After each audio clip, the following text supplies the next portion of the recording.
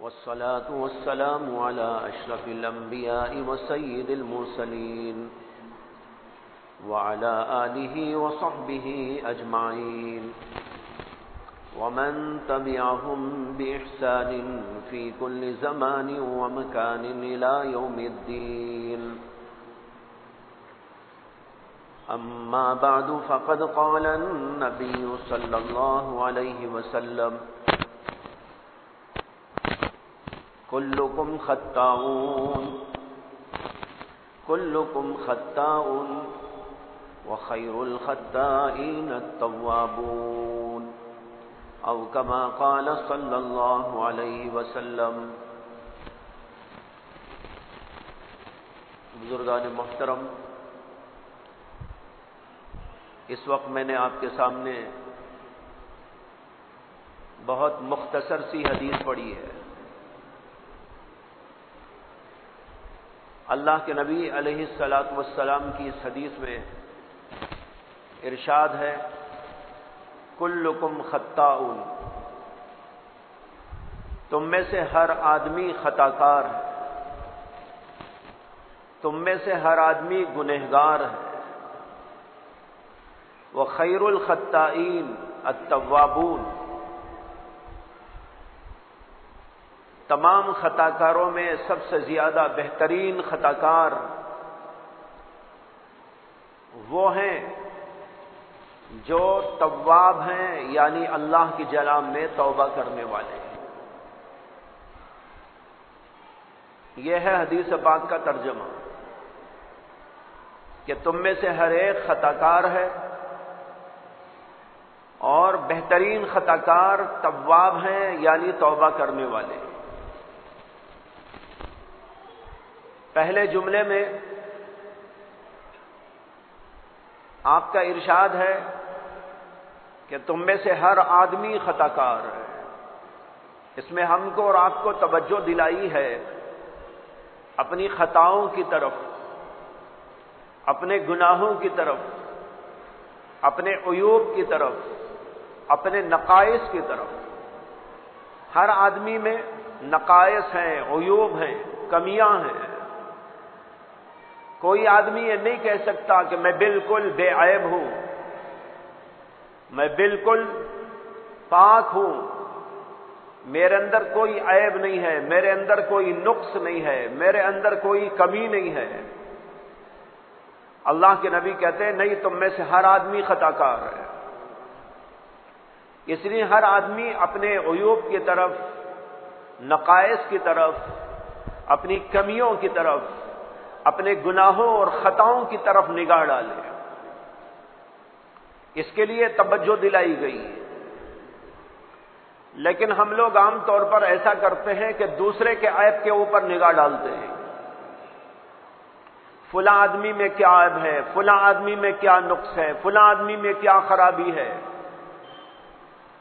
دوسرے کے عیب تلاش کرنے میں ہم اپنی زندگی خرچ کر رہے ہیں. اور اللہ کے نبی علیہ السلام ہم کو توجہ دلا رہے ہیں کہ اپنے عیوب پر نگاہ ڈالو، اپنے نقائص پر نگاہ ڈالو، اپنے گناہوں کو سوچو، اپنی کمیوں کا اعتراف کرو. لیکن جب لوگوں نے اپنے گناہوں کو سوچنا چھوڑ دیا اور اپنے عیبوں کو سوچنا چھوڑ دیا تو ان کا سارا مشغلہ اس میں رہ گیا کہ اب دوسروں کے عیب تلاشیں، دوسروں کے نقائص تلاشیں. حالانکہ بزرگوں نے ایک بڑی عجیب بات کہی ہے. انہوں نے کہا کہ جب آدمی کسی کے عیب بتانے کے لیے ہاتھ اٹھاتا ہے اور کہتا ہے فلاں میں یہ عیب ہے، ایک انگلی ادھر جاتی ہے، 3 انگلیاں اپنی طرف آتی ہیں. اس کا مطلب یہ ہے کہ تو اپنے اوپر بھی غور کر. تو ایک کا عیب بتا رہا ہے اور تیری انگلیاں تیرے 3 عیب بتا رہی ہیں. دوسروں کی ایک غلطی کے پیچھے پڑ گیا، اپنے عیب کو تلاش نہیں کرتا اور اپنے بارے میں خیال نہیں کرتا کہ میری زندگی کیسے گزر رہی ہے. آج عام طور پر لوگوں کا حال یہی ہے کہ وہ اپنے بارے میں رتی برابر خیال نہیں کرتے کہ میرا عیب کیا ہے، میرا گناہ کیا ہے، میری کمی کیا ہے، میرے اندر کیا اخلاقی گراوٹ ہے. لوگوں کا عام مشغلہ بس یہی ہے کہ بس لوگوں کے عیب کو تلاشتے رہو. اس آدمی کے اندر یہ عیب ہے، اس آدمی کے اندر یہ عیب ہے، اور دوسرے کا چھوٹا عیب نظر آتا ہے، اپنا بڑا عیب نظر نہیں آتا. دوسرے کی آنکھ میں ایک تنکا پڑ گیا نظر آتا ہے، لیکن اپنے اوپر سے نیچے تک بہت ساری بیماریاں ہیں اس کو نہیں دیکھتا ہے. یہ آج عام طور پر لوگوں کا مزاج بن گیا. اس مزاج کا نقصان یہ ہے کہ جب آدمی اپنے اوپر غور کرنے کے بجائے دوسروں پر غور کرتا ہے تو اپنے تمام عیبوں سے وہ صرف نظر کر لیتا ہے. اسے اپنا عیب نظر ہی نہیں آتا. جب اپنا عیب ہی نظر نہیں آتا توبہ کیا کرے گا؟ جب عیب ہی نظر نہیں آتا اصلاح کیا کرے گا؟ جب عیب ہی نظر نہیں آتا تو اپنے بارے میں تو یہ خیال بنائے بیٹھے گا کہ میں بہت اونچا ہوں، بڑا مبارک ہوں، بڑا مقدس ہوں، ایسا ہوں ایسا ہوں. یعنی تکبر بھی پیدا ہو جائے گا اس کے اندر، اپنی بڑائی کا احساس پیدا ہو جائے گا. بڑائی کے احساس کی وجہ سے ساروں کو ذلیل سمجھے گا، حقیر سمجھے گا، فقیر سمجھے گا. اور اگر اپنے عیبوں پر نگاہ ڈالے گا، دوسروں کو چھوڑ دے. یہاں پر یہ بھی سوچ لے، ہمیں اللہ نہیں پوچھے گا بتاؤ کہ فلاں کا کیا گناہ تھا، فلاں کا کیا عیب تھا. اللہ تو یہ پوچھے گا تمہارا کیا گناہ تھا. اللہ تو ہمیں ہمارے بارے میں پوچھے گا، کسی اور کے بارے میں تو نہیں پوچھے گا. اور ہم اپنی زندگی خرچ کر رہے ہیں دوسروں کے بارے میں. یہ احساس نہیں ہے کہ قیامت کا دن آنے والا ہے اور اس کے اندر ہمیں سوال ہوگا، اور ہماری زندگی کے بارے میں سوال ہوگا، کسی کے بارے میں سوال نہیں ہوگا. سوال ہوگا تو ہر انسان کو اس کے بارے میں. زید سے سوال زید کے بارے میں، بکر سے سوال بکر کے بارے میں، ہندا سے سوال ہندا کے بارے میں، عائشہ سے سوال عائشہ کے بارے میں، عورت کا اس سے سوال، مردوں کا مرد سے سوال. ہر آدمی کو اس کے بارے میں جواب دینا ہوگا، کسی اور کے بارے میں نہ پوچھا جائے گا، نہ اس کو جواب دینے کی ضرورت پڑے گی. آج یہ مسئلہ چل رہا ہے دنیا کے اندر کہ ہم دوسروں کے عیب کے تلاش کرنے میں مشغول، اور جب تلاش کرتے ہیں تو پھر اس کے بعد بولنا بھی شروع کر دیتے ہیں، فلاں آدمی ایسا ہے، فلاں آدمی ایسا ہے. اور یہاں سے وہاں تک ایک جو ہے اس کی بے عزتی اور اس کی ذلت اور رسوائی کا سامان شروع کر دیا جاتا ہے. لیکن اگر ہم یہ سوچیں کہ میرا عیب ظاہر ہوگا تو کیا ہوگا؟ امام احمد بن حنبل رحمت اللہ علیہ کے بارے میں آتا ہے کہ امام احمد بن حنبل روزانہ صبح میں اٹھنے کے بعد اپنا چہرہ آئینے میں دیکھتے اور دیکھ کر یہ اللہ سے کہتے، اے اللہ تیرا کتنا بڑا شکر ہے کہ میرے گناہوں کی وجہ سے آپ نے میرے چہرے کو مسخ نہیں کر دیا. اللہ اکبر. امام احمد کا کیا مقام ہے، ان کا تقوی کیسا، ان کی طہارت کیسی، ان کا علم کیسا. 4 بڑے بڑے امام جو دنیا میں ہیں ان اماموں سے ایک امام احمد بن حنبل ہے. اس زمانے کے تمام دنیا کے علماء کا اتفاق تھا کہ ان سے بڑا عالم نہیں ہے، ان سے بڑا زاہد نہیں ہے، ان سے بڑا متقی نہیں ہے، ان سے بڑا اللہ والا نہیں. اتنا بڑا مقام اللہ نے ان کو دیا. لیکن خود اپنے بارے میں ان کا احساس یہ تھا کہ روزانہ صبح میں اٹھ کر چہرہ دیکھتے تھے آئینے میں اور یہ کہتے تھے کہ اللہ تیرا شکر ہے کہ میرے گناہوں کی وجہ سے آپ نے میرے چہرے کو مسخ نہیں کر دیا. جو آدمی یہ احساس رکھتا ہو کیا وہ دوسرے کا عیب تلاش کرنے کی فکر کرے گا؟ اسے فرصت ہی کیا ہوگی. جو آدمی اپنے بارے میں سوچ بچار میں رہے گا، مجھے جواب دینا ہے اللہ کے ہاں، میرا کیا عیب ہے، میرے اندر کیا قصور ہے، میں اس کی اصلاح کیسے کروں، میں اس سے توبہ کیسے کروں، میں اپنے اللہ کو راضی کیسے کروں، قیامت میں سوال ہو جائے گا تو جواب کیا دوں؟ جس آدمی کو یہ احساس دنیا کے اندر رہے گا، وہ دوسرے کا عیب سامنے بھی آ جائے تو تب بھی اس کو نہیں دیکھے گا، وہ کہے گا بھائی وہ اس کا معاملہ ہے، وہ جائے گا اپنے خدا کو جواب دے گا، لیکن بتاؤ میں میرے بارے میں کیا کروں، میں میرے بارے میں کیا جواب تیار کروں، میں اللہ کو کیا منہ دکھاؤں، میں اللہ کے سامنے کیسے کھڑا ہوں، میرا حساب و کتاب کیا ہوگا، کیسے ہوگا؟ ہر آدمی کو اپنی فکر کرنا چاہیے، دوسرے کی فکر میں مشغول ہونے سے اپنی زندگی تباہ ہو جاتی ہے۔ آج لوگ اپنی زندگیوں کو اسی طرح تباہ کر رہے ہیں۔ شیطان بھی بڑا عجیب کھلاڑی ہے، وہ کبھی دین کے نام پر بھی لوگوں سے کھلواڑ کرتا ہے۔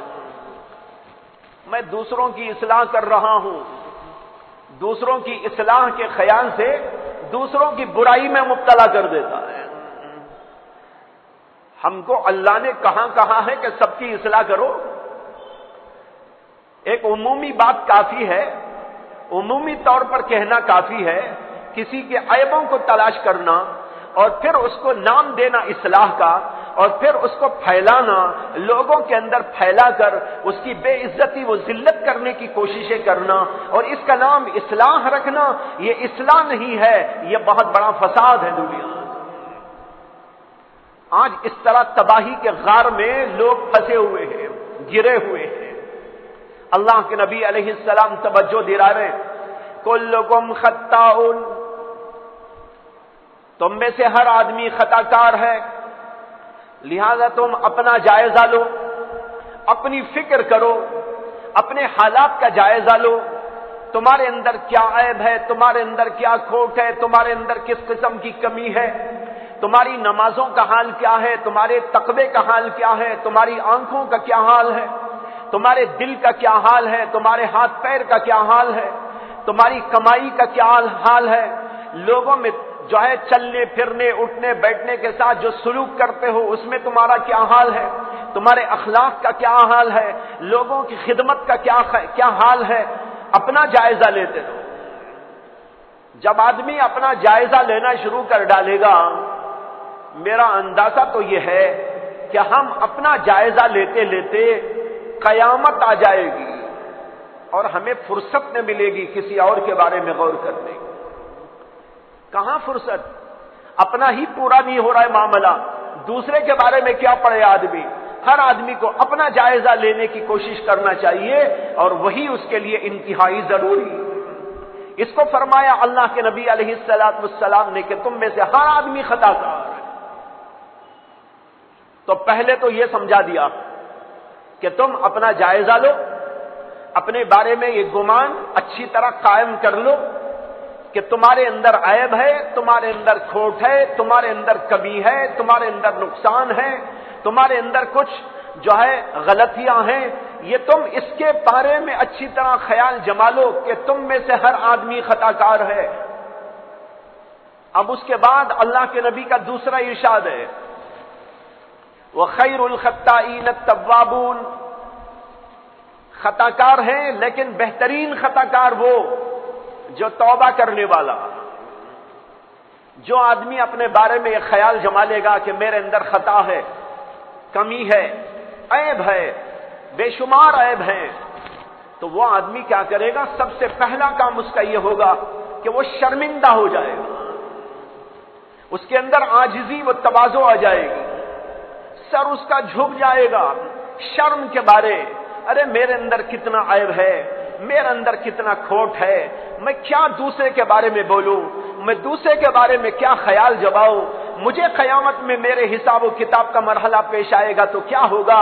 یہ سوچ سوچ کر اس کا تکبر ختم ہو جائے گا، اس کے اندر تواضع پیدا ہو جائے گی اور اس کے اندر شرمندگی پیدا ہو جائے گی، سر اس کا جھک جائے گا، تکبر سارا ختم ہو جائے گا، اور پھر کیا کرے گا؟ دو کام انتہائی ہیں جو کرے گا۔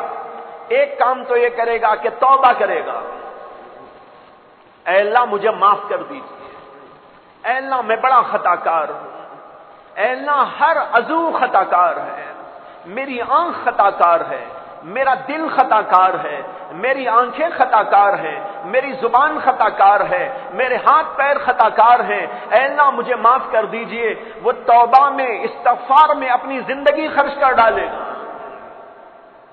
حدیث میں آتا ہے نبی اکرم صلی اللہ علیہ وسلم کے بارے میں کہ آپ نے ارشاد فرمایا، میں روزانہ اللہ کے دربار میں 100 دفعہ استغفار کرتا ہوں۔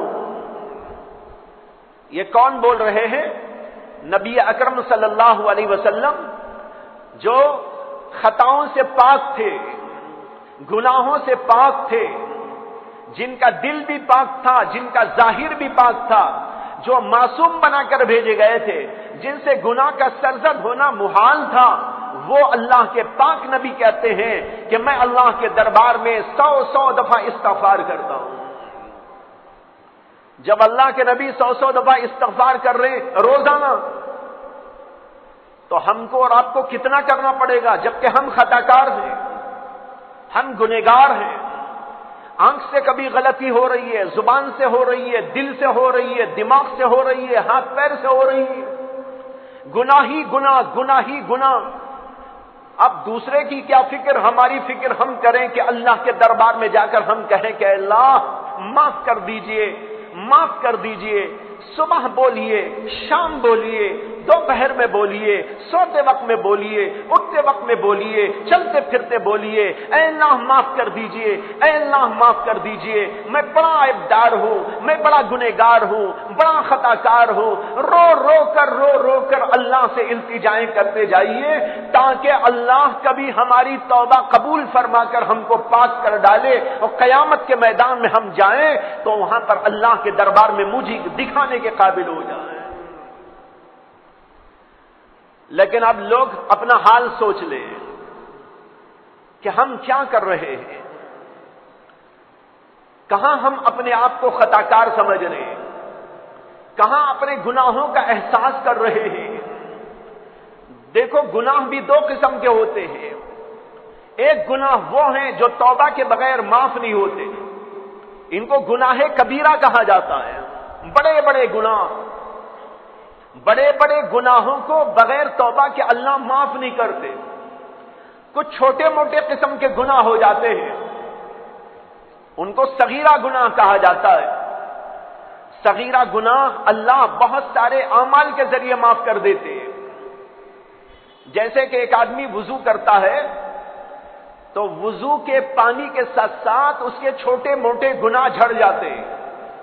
حدیث میں آتا ہے کہ اللہ کے نبی علیہ السلام نے فرمایا کہ جب آدمی وضو کرتا ہے، ہاتھ دھوتا ہے، ہاتھ سے گناہ جھڑ جاتے ہیں۔ جب وہ چہرہ دھوتا ہے تو اس کے چہرے کے گناہ جھڑ جاتے ہیں، یہاں تک کہ آنکھ کے جو گناہ ہوتے ہیں وہ جھڑ جاتے ہیں۔ اور پھر جب وہ سر کا مسح کرتا ہے تو سر کے گناہ جھڑ جاتے ہیں، یہاں تک کہ کانوں کے گناہ جھڑ جاتے ہیں۔ اس لیے کہ مسح جب کرتے ہیں سر کا تو مسح کے ساتھ کانوں کا بھی مسح کیا جاتا ہے، تو کانوں کا مسح کرتے ہیں تو کانوں کے گناہ جھڑ جاتے ہیں، ہاتھ دھوتے ہیں تو ہاتھ کے گناہ جھڑ جاتے ہیں، یہاں تک کہ ناخنوں کے اندر سے بھی گناہ نکل پڑتے ہیں۔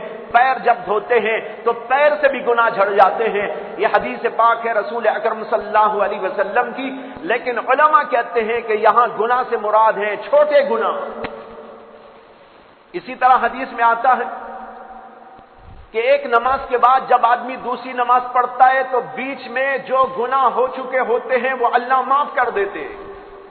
فجر کی نماز پڑھی، اس کے بعد ظہر پڑھنے آیا، اس بیچ میں جو گناہ کیا وہ جھڑ جاتے ہیں، پاک ہو جاتے ہیں۔ اس طرح جو آدمی 5 وقتہ نماز کی پابندی کرتا ہے تو بیچ بیچ میں ایک نماز اور دوسری نماز کے درمیان جو گناہ ہوتے ہیں اللہ نماز کی برکت سے ان گناہوں کو صاف کر دیتے ہیں۔ لیکن چھوٹے گناہ، بڑے گناہ معاف نہیں ہوتے۔ بڑے گناہوں کے لیے توبہ ہی کرنا پڑتا ہے۔ جب توبہ کرتا ہے انسان تب اس کے چھوٹے بڑے ہر قسم کے گناہ معاف ہو جاتے ہیں۔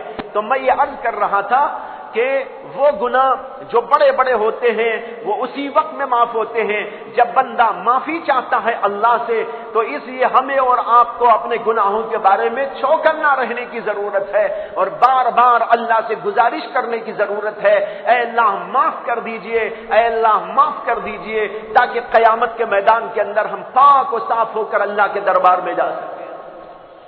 ایک کام تو ہے توبہ, لیکن یاد رکھیں کہ توبہ کرنے سے گناہ تو معاف ہو جاتا ہے, لیکن گناہ کی عادت نہیں چھوٹتی. ایک تو ہے گناہ کرنے سے معافی چاہنے پر گناہ معاف ہو جائے, گناہ تو معاف ہو جائے گا, لیکن ایک آدمی میں اگر کوئی علت ہے برائی کی, گناہ کی, تو وہ گناہ کی علت نہیں چھوٹتی. اس کے لیے دوسرا کام کرنا پڑتا ہے, وہ ہے اصلاح کا کام. ایک ہے توبہ اور ایک ہے اصلاح. اسی لیے ایک جگہ قرآن کریم میں اللہ نے دونوں کو جوڑا, فمن تاب واصلح, جو آدمی کے توبہ کیا اور اصلاح کر لیا. تو دیکھیے توبہ کرنے کے بعد اصلاح کی ضرورت پھر بھی باقی رہتی ہے. ایک آدمی کو جھوٹ بولنے کی عادت ہے, اب جھوٹ بولنے کے بعد اسے احساس ہوا کہ میں نے بڑا بدترین کام کیا ہے, توبہ کر لیا. توبہ کرنے سے سچے دل کے ساتھ اس کا گناہ معاف ہو گیا. گناہ ادھر معاف ہوا اور ادھر جا کر اور ایک بار جھوٹ بول دیا.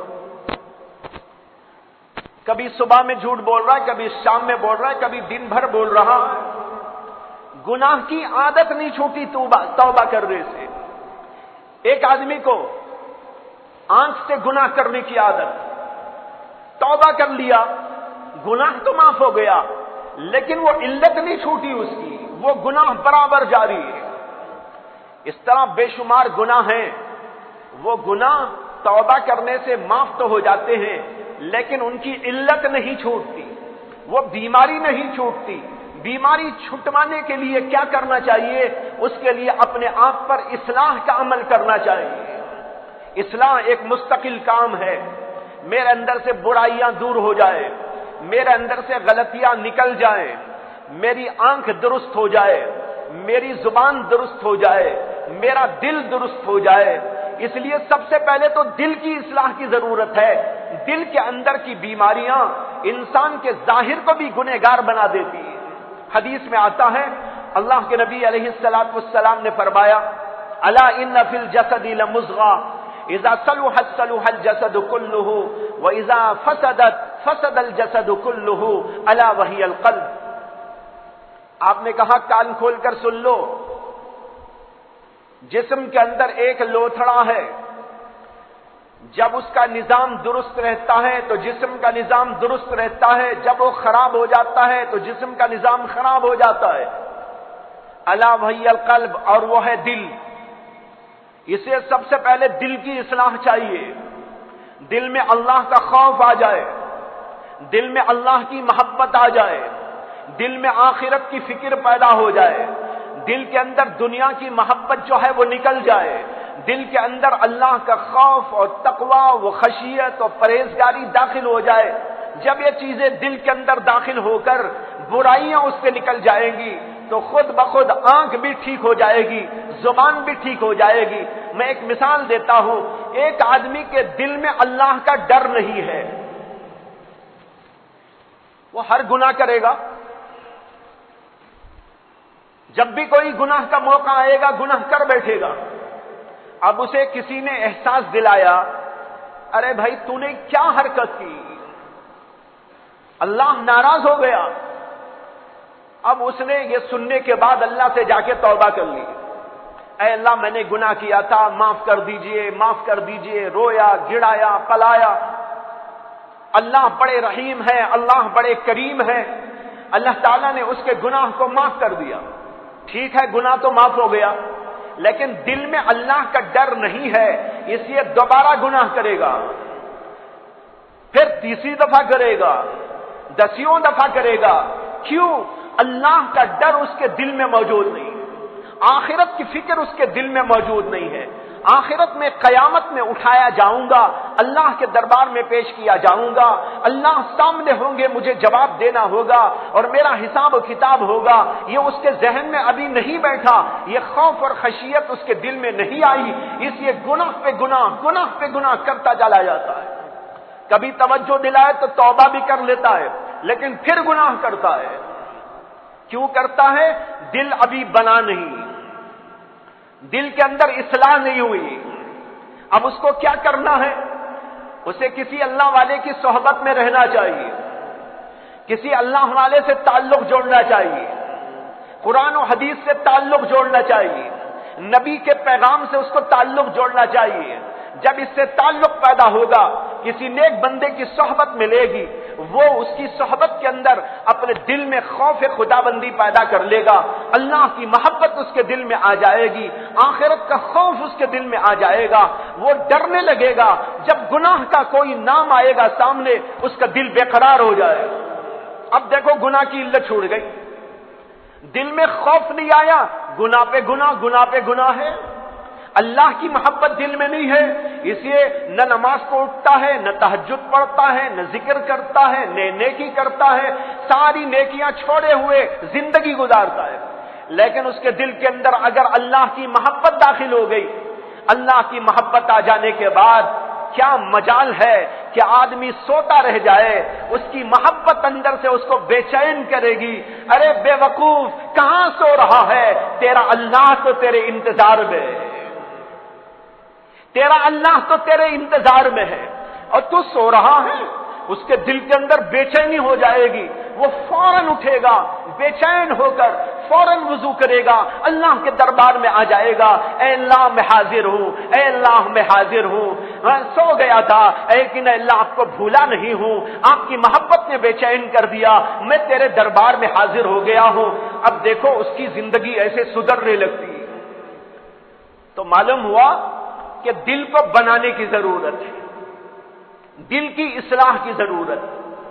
دل جب بدل جائے گا، اس کا جسم بدل جائے گا، دل بدل جائے گا، آنکھیں بدل جائیں گی، دل بدل جائے گا، زبان کا انداز بدل جائے گا، دل بدل جائے گا، ہاتھ پیر کا انداز بدل جائے گا، دل بدل جائے گا، اس کی دنیا بدل جائے گی۔ اسی لیے اللہ کے نبی علیہ الصلوۃ والسلام دل کی اصلاح کی طرف توجہ دلا رہے ہیں کہ ایک لوتھڑا ہے، جب وہ خراب ہو جاتا ہے پورے جسم کو خراب کر کے چھوڑ دیتا ہے، آنکھیں بھی غلط دیکھتی ہیں، زبان بھی غلط بولتی ہے اور کان بھی غلط سنتے ہیں، ہاتھ پیر سے بھی غلطیاں کرنے لگتا ہے، اس کی زندگی غلطیوں میں گزر جاتی ہے، اور جب دل کی اصلاح ہو جاتی ہے پورا نظام اس کا جسم کا ٹھیک ہو جاتا ہے، اس کی زندگی کا نظام درست ہو جاتا ہے۔ آج ہم لوگ عام طور پر اس سے بڑے غافل ہیں، عمومی طور پر دل کی اور اپنے ظاہر کی اصلاح کی طرف کوئی توجہ نہیں ہے، کھا رہے ہیں، پی رہے ہیں، دنیا کے کاروبار میں لگے ہوئے ہیں، لیکن ہمارے دلوں کے اندر بے حساب گندگی بھری ہوئی ہے، لیکن ہم کو احساس نہیں ہو رہا ہے کہ ہمارے دل کی ہمیں صفائی کرنے کی ضرورت ہے۔ ہماری آنکھوں میں غلاظت بھری ہوئی ہے، لیکن ہم کو احساس نہیں ہو رہا ہے کہ ہم کو یہ گندگی کو صاف کر رہا ہے۔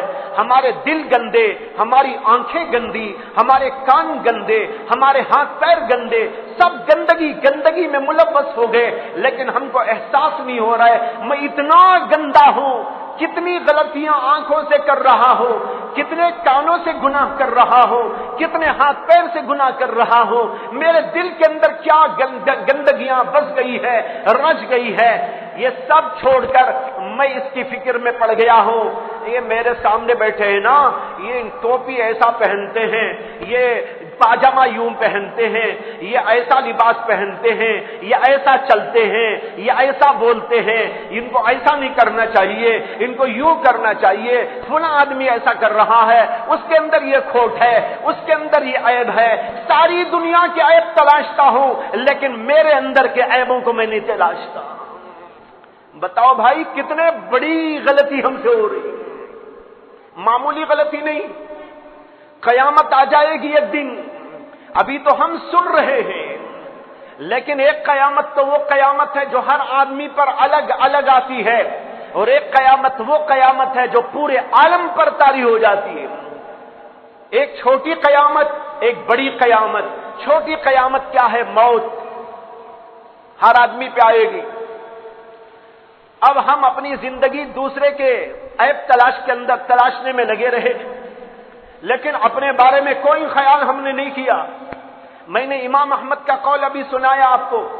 وہ کیسے اللہ کے نیک بندے تھے، اس کے باوجود اپنے عیبوں کو تلاشتے تھے اور اپنا چہرہ آئینے میں دیکھ کر کہتے ہیں اللہ سے، اے اللہ تیرا شکر ہے کہ میرا چہرہ آپ نے مسخ نہیں کر دیا، میرے چہرے کو بدل نہیں دیا، مجھے کوئی جانور جیسا نہیں بنا دیا، مجھے گدھا و گھوڑا نہیں بنا دیا، میرے گناہوں کی وجہ سے یہ اللہ آپ کا شکر ہے.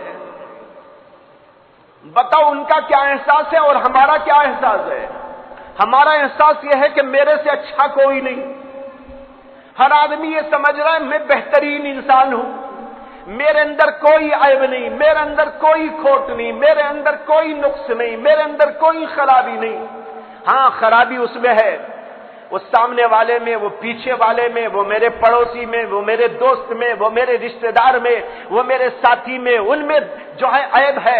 وہ عیبوں کو تلاش کرنے میں لگ گیا ہوں، لیکن میرے عیب اوپر سے نیچے تک مجھے نظر نہیں آ رہے ہیں. اپنے عیبوں کا نظر نہ آنا یہ خود اتنا بڑا عیب ہے کہ گویا کہ ہم اندھے ہو گئے. ایک وہ آدمی ہے کہ سامنے اتنی بڑی کوئی چیز رکھی ہوئی ہے لیکن اسے نظر ہی نہیں آ رہی ہے. کہتا ہے کہاں ہے بھائی، مجھے تو نظر نہیں آ رہی ہے. حالانکہ سامنے سب کو نظر آ رہی ہے، بچہ بچہ دیکھ رہا ہے. وہ کہہ رہا ہے کہ یہاں دیکھو اتنی بڑی چیز رکھی ہوئی ہے، اتنا بڑا پتھر رکھا ہوا ہے، لیکن وہ کہتا ہے کہ نہیں مجھے تو نظر ہی نہیں آتا. کیا مطلب ہوا؟ وہ اندھا ہے. اسی طرح جسے اپنا عیب نظر نہ آئے، جبکہ عیبوں کا وہ کوڑا ہے، عیبوں کے عیب ہی عیب اس کے اندر ہیں، اوپر سے نیچے تک عیب ہی عیب ہیں. اگر غور کرے گا تو پتہ نہیں کتنے عیب نکل آئے، لیکن وہ کہتا ہے مجھے اپنا کوئی عیب نظر نہیں آتا. اس کا مطلب یہ ہے کہ وہ دل کا اندھا ہو گیا ہے. جی یہ آنکھیں تو دیکھ رہی ہے، یہ آنکھیں تو دیکھ رہی ہے، لیکن جو دل کی آنکھیں ہوتی ہیں، کبھی دل کی آنکھیں موند جاتی ہیں، دل کی آنکھیں اندھی ہو جاتی ہیں. وَلَكِنْ تَعْمَى الْقُلُوبُ الَّتِي فِي الصُّدُورِ.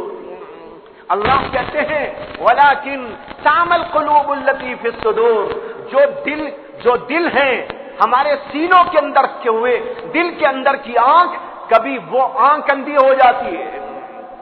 تعمل قلوب، دل اندھے ہو جاتے ہیں. التی فی الصدور، جو سینوں میں رکھے ہوئے ہیں. معلوم ہوا کہ دل بھی اندھا ہو جاتا ہے. ہاں ظاہری آنکھیں دیکھتی ہیں، مال نظر آ رہا ہے، پیسہ نظر آ رہا ہے، چیزیں نظر آ رہی ہیں، کاروبار نظر آ رہا ہے، اور پتہ نہیں کیا کیا نظر آ رہا ہے، لیکن اپنا عیب نظر نہیں آ رہا ہے، اپنا کھوٹ نظر نہیں آ رہا ہے، اپنے گناہ نظر نہیں آ رہے ہیں. مطلب یہ ہے کہ وہ دل کا اندھا ہو گیا. اللہ ہم سب کی حفاظت کرے اور ہمیں دل کا نابینا نہ بنائے. ظاہری آنکھیں چلی جائے تو کوئی مذائقہ نہیں، ظاہری آنکھیں اگر نظر نہ آئے کوئی مذائقہ نہیں، زیادہ سے زیادہ یہ دنیا نظر نہیں آئے گی، لیکن اگر دل اندھا ہو جائے گا تو ہم قیامت میں اندھے اٹھائے جائیں گے. اس لیے دل کو بیدار رکھنے کی ضرورت ہے.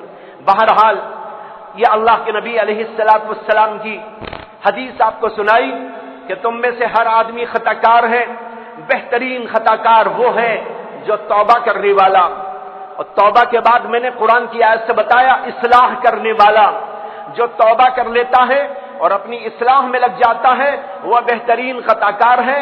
جو اپنی خطاؤں کو چھوڑ کر دوسروں کے عیبوں کو تلاشنے میں اور دوسروں کے عیبوں کو اچھالنے میں لگ جاتا ہے وہ اپنی زندگی کو تباہ کر لیتا ہے. اللہ میری بھی حفاظت فرمائے، آپ کی بھی حفاظت فرمائے اور ہمیں صحیح معنی میں صحیح فہم عطا فرمائے. وآخر دعوانا ان الحمد للہ رب العالمین.